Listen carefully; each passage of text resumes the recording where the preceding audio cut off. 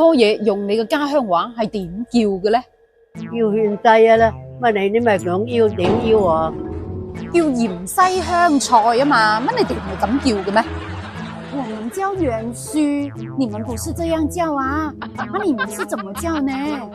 我們山東叫鹽穗，咋啦？你們不是這樣叫，叫啥呀？我们管这个叫元西子，我还聽過有人管這個叫那個啥九歲啊，不知道他是哪兒人呢？嗱，芫茜我諗好多人都見過食過啦，打邊爐標配嚟噶嘛。有啲人覺得佢好香，有啲人覺得佢好臭。如果中意食咯，打168；如果唔中意食，打169嚟睇下啦。咁超市一般唔會寫芫茜嘅，只會寫香菜。嗱，其實將佢叫做香菜係誤傳嚟嘅。咁如果講香菜嘅話，正確嚟講，啲香嘅植物都可以叫做香菜，譬如話芫茜啦、西芹或者香魚啊等等。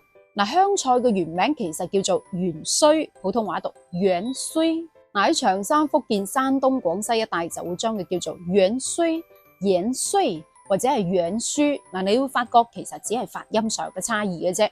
咁尤其喺河南、河北或者係濟南一帶就會將佢叫做鹽蓿。嗱，其實又唔錯得晒喎。咁事關古時候，老百姓食芫茜嘅時候就會將佢切碎，再撈啲鹽落去，所以就叫做鹽蓿、鹽穗啦。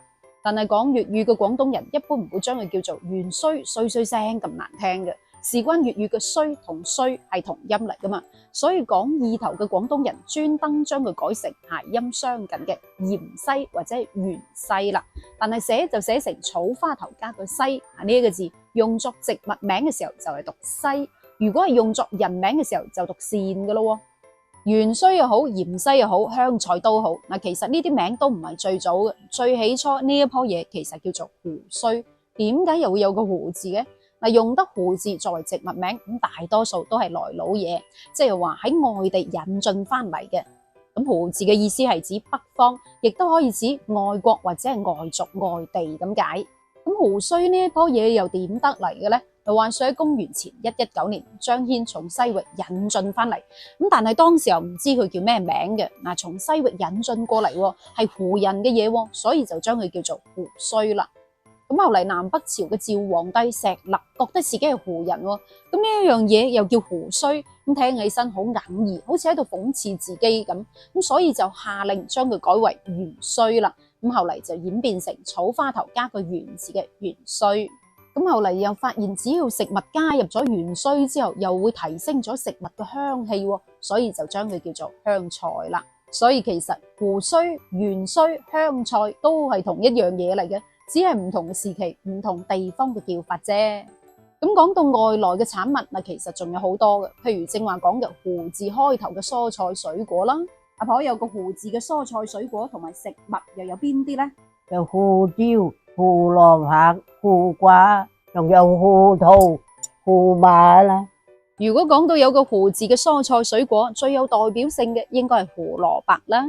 亦都有啲人將佢叫做甘筍糖根。咁之所以叫做胡蘿蔔，事關原產地係亞洲嘅西南部。咁佢個祖先就係紫色胡蘿蔔，已經有2000幾年嘅栽培歷史噶啦。咁喺12世紀從伊朗傳入到中國，再分佈去世界各地。喺《本草綱目》裏面有記載，原是此自胡地來，氣味似蘿蔔，故名。咁自此以後就有咗胡蘿蔔呢個名啦。咁當然啦，多數人都係叫做紅蘿蔔嘅。咁第三種胡椒，你中意黑胡椒多啲啊，定係中意白胡椒多啲呢？胡椒喺依家嚟講係好普遍，但係喺唐朝胡椒貴過黃金噶。如果有機會俾你穿越過去，記得帶2斤胡椒翻去賣啊吓！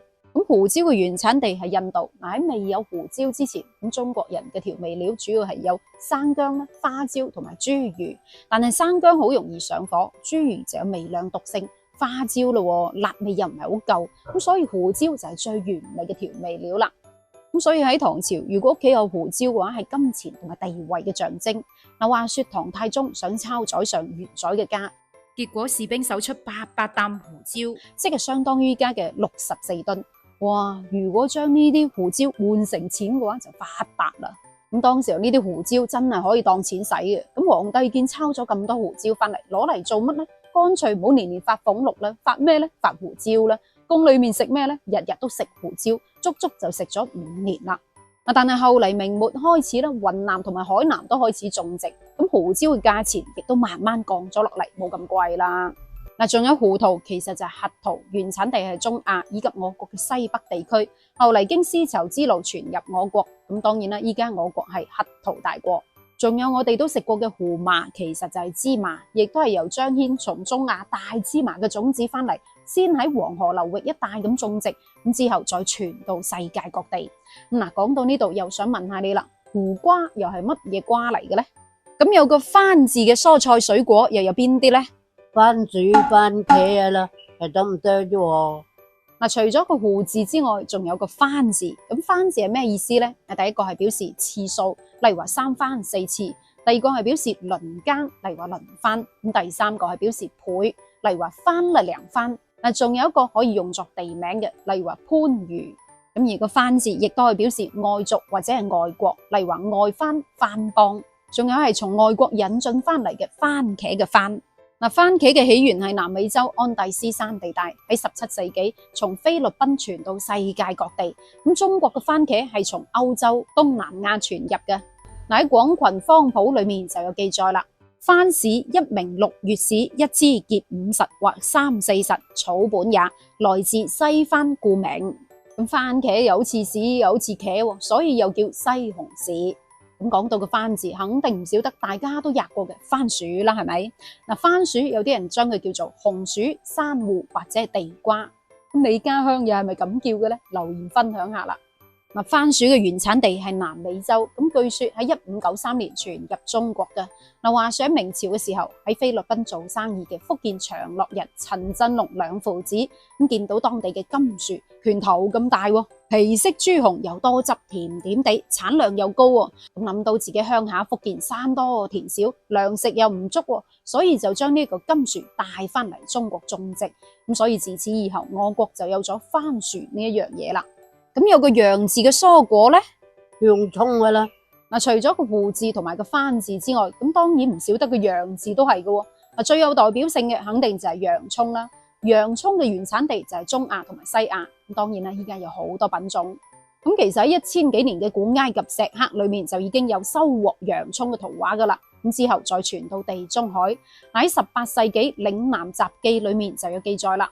洋蔥由歐洲白人傳入澳門，喺廣東一帶栽種，咁所以自此以後，大家就有洋蔥吔啦。所以其實好多食物都大有來頭嘅，唔單止改變咗我哋嘅口味，仲改變咗我哋嘅生活啊！